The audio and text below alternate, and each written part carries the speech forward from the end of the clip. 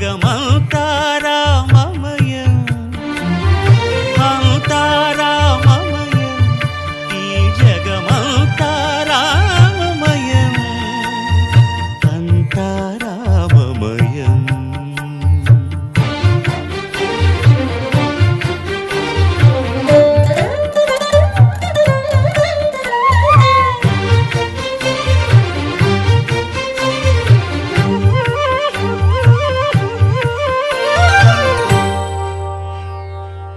అంతరంగమున ఆత్మారాముడు అనంత రూపముల వింతలు సలుపగా